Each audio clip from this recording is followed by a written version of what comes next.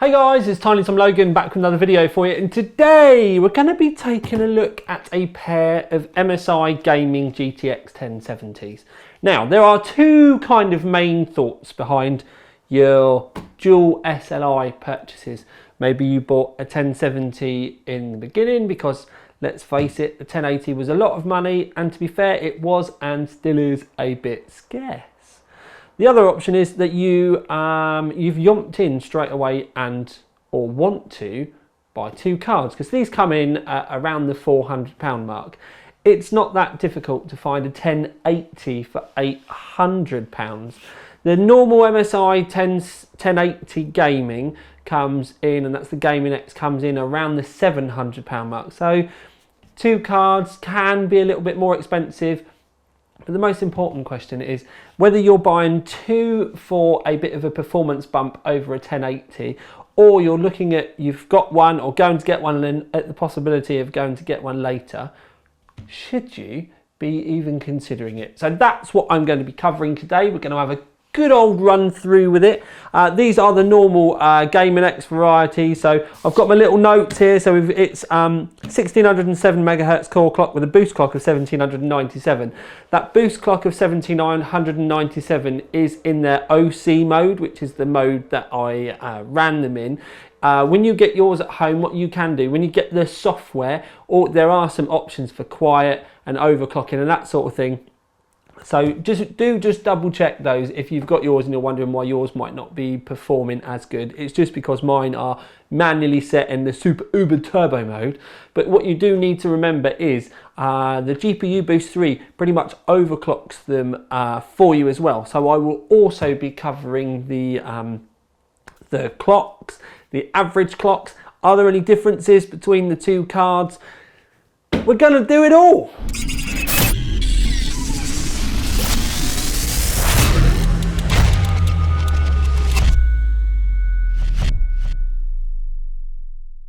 Okay then peeps, so quick look at the cards.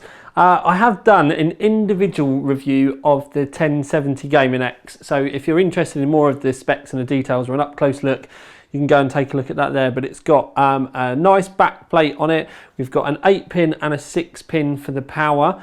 This you can change the colour of, it's RGB, but for the love of God, either make it red or just leave it white.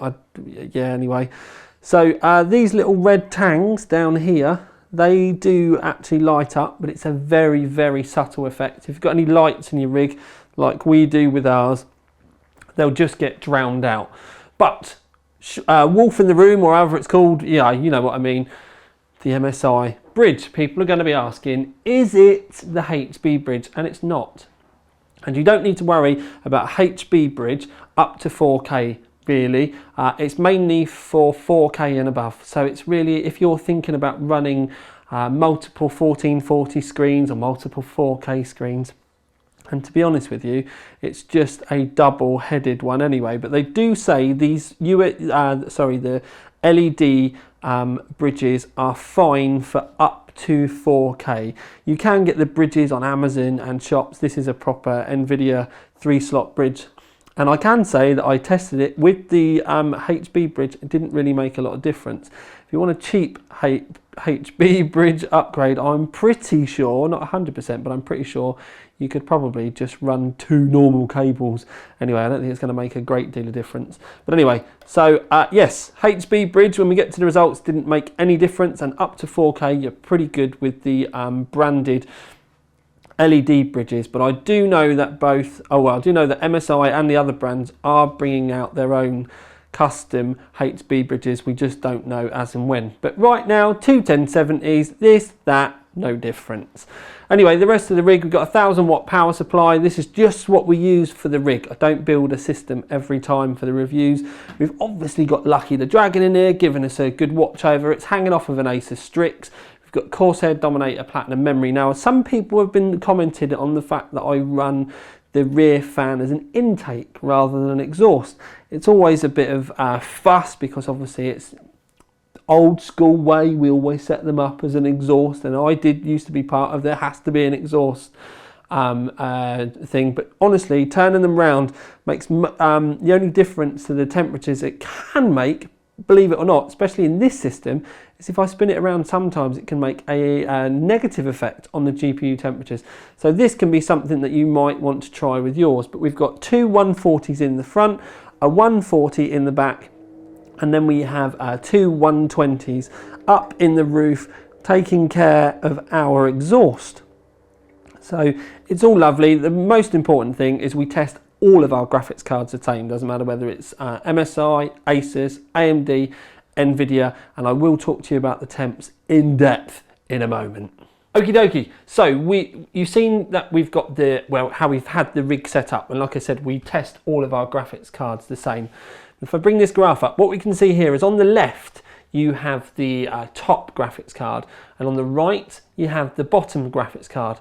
Top left, this is our average speed, and this is one of the things that we do need to take note of with all of the brands now, and by that I mean red or green. So we've got the average speed, and then below we have the maximum boost, because the clock can change with the Nvidia cards. So that's, you know, there's a little bit of a difference between the cards, and we won't go into anyway. The most important thing is that despite there being a 10 degrees difference between the top and the bottom card, because the top card will be sucking the warm air off the back of the lower card, you can actually see that the maximum and the average clocks are near enough exactly the same. The maximum, they both went to 1949 megahertz. The average, the top one, the slightly warmer one, went up to 1906 megahertz as an average. And then the lower one, which was 10 degrees cooler, only managed to get up to 1909. So one of the good things there is, as we've kind of explained, adding the two in, you do get a slight temperature difference, but there was no extra, really, amount of noise for it to have been able to cope with it. And they were performing pretty much exactly the same as well. When we move on, the temperature testing, we'll just put it into a graph for you, but we put the 78 degree result in there just because it was the warmer of the two. When it comes to power draw, it's actually quite an interesting one, to be fair, because believe it or not, the entire system being run when we do our temperature loop, so it's going round with Unigine time and time and time again, and this is tested with 4K as well, it was pulling less than 500 watts. Now, I'm not saying that you should buy yourself a 500 watt power supply, but this does go to show you that these systems, even though we're running a 2011 system with 6 cores, and we've got lots of memory, and we've got lights, and, you know, AIO cooling, so there's all the extra things going on in there, it still was drawing from the wall less than 500 watts. So the actual system wattage is even less than that still. But we go with our from the wall one, just so that we've got things covered. It saves things, because some people might try and use an adapter from the wall to see their wattage. Some people might use, like we do, use the Link software. I actually do really like the Link software as well.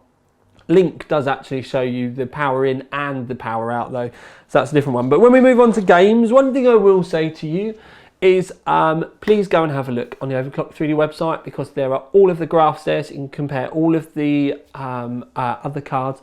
Most importantly, all of the other games are there as well, because people quite often say, why have you only done this many in the video? And it's because the rest of them are over there. Anyway, Hitman, we have DX11 and DX12, and one of the things I can say with the DX12 is the 1070 SLI does end up performing a little bit worse than a single 1070. And that's not because there's anything wrong with this, it's just because the DX12 with the in the game, it just doesn't respond that well. And if you have a look in the graph, it did happen with the 1080 SLI that we did as well. That was below single 1080s. So it's obviously just a quirk with the Hitman game at the moment. Hopefully that'll be something that Nvidia and the Hitman people will work out. But it's a very AMD loving game, so maybe it's just something that they're not, let's just say, prioritizing. But anyway, we've got some lovely other benchmarks and stuff, because we've got 3D Mark Time Spy. We've been running Time Spy for a little while, but we don't like to air them until we've got a few results in the graph. It does go to the top of our graph because we've not done 1080 SLI with this one yet, but we've got the 480 Strix crossfires in there as well, and you can also see the difference in this graph between like standard 1070s as well. So there's plenty of information in there for you to rip apart. The other one was that didn't particularly enjoy these was Ashes of the Singularity. Same thing, it was in DX12. Another thing that I did notice is with Ashes you do have to enable dual cards, and I wasn't actually able to do it. It wasn't letting me, it was crashing. Again, I don't know whether that's a driver problem or I don't know whether it's some game things, but it's food for thought. Okie dokie then, peeps. So, 2 1070s. Should you be getting two? Well, to be honest with you, if you're with the very limited DirectX 12 games that we've got at the moment, I'm hoping that it's an NVIDIA issue and it will get fixed with drivers. But the DirectX specific, when you go on to those type of games and you go into the DirectX 12 mode, they ended up, with all of the ones that we've done so far, not performing as well as a single card. And this can be a bit of a battle when you're running two of any of the brands, in that, you know, some games will love it and literally thrive and your frames per second will just soar to the heavens, and then some other games they'll actually run a bit worse. I remember years ago there was a lot of the sort of like car and racing games just did not like Crossfire or SLI, and it took a month of Sundays for them to fix it. So I'd like to think they didn't. But with the more kind of standard DirectX 11 and non-specific games and specifically benchmarks, they did thrive. So maybe it's just the fact that DirectX 12 is still in its infancy and we're not genuinely seeing, you know, there's not a great deal of games out there that are fully utilising everything that is available. So it's going to be one to watch.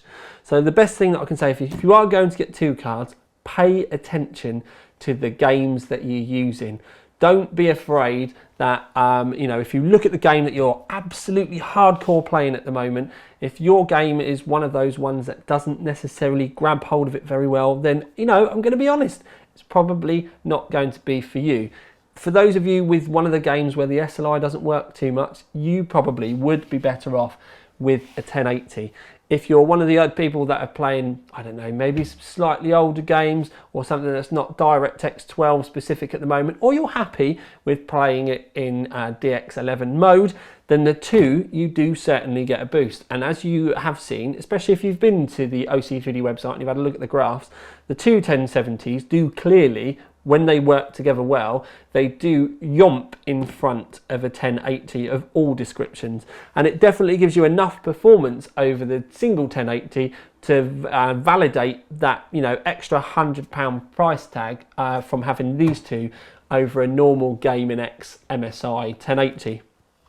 If, as I said though, you're one of those people that is absolutely loving Hitman at the moment, or you're playing Ashes in DX12 and loving it and you're wanting more frames per second, then getting a second one probably isn't going to do you any favours. So there's a bit of balance there. There's going to be a lot of information for you to have to kind of absorb and work your way through. The one thing that I haven't really mentioned is power supply, and I probably should have done that when we were talking about power. It draws less than 500 watts. Now, if you've got a decent power supply, you could get away with a 650 if you wanted to. I would personally say somewhere around the 750 mark of a quality brand that has the PCI Express connectors in to be able to cope with it, because you're going to need two 6s and two 8s. One of the things I would say as well is even I'm starting to move away from daisy chains, so where you have the two connectors on, so you would have two 6 plus 2 pins. Now these will comfortably work on my 1000 watt with daisy chains. With some of the lower end models you may struggle and you may need individual cables as well. So high end power supply, you'll get away with daisy chains. If you end up running a slightly lower end power supply, you may actually need to go with 4 individual PCI Express cables. So you need two 8s and two 6s, or, you know, 4, 6 plus 2 pins, whatever it is. So keep that in mind as well if you're thinking about power supplies, all that sort of stuff. Please don't flood me with gazillions of questions underneath about will this power supply need individual ones, because I can't really answer you that question unless I've tested it. So I've done the best I can with this.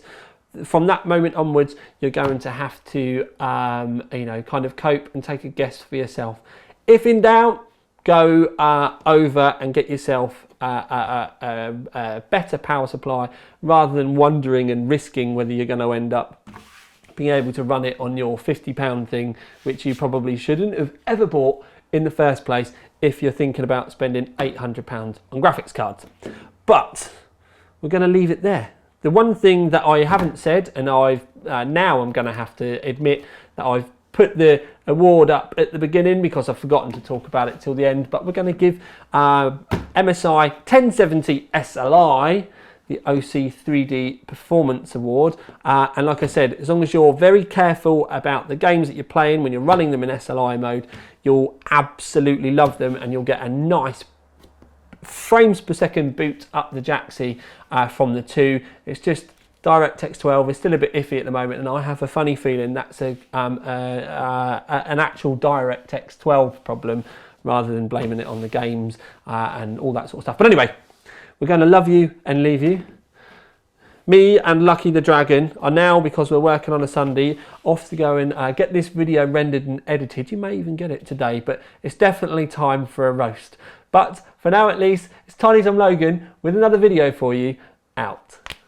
Ding! Do you know, I nearly said thank you then.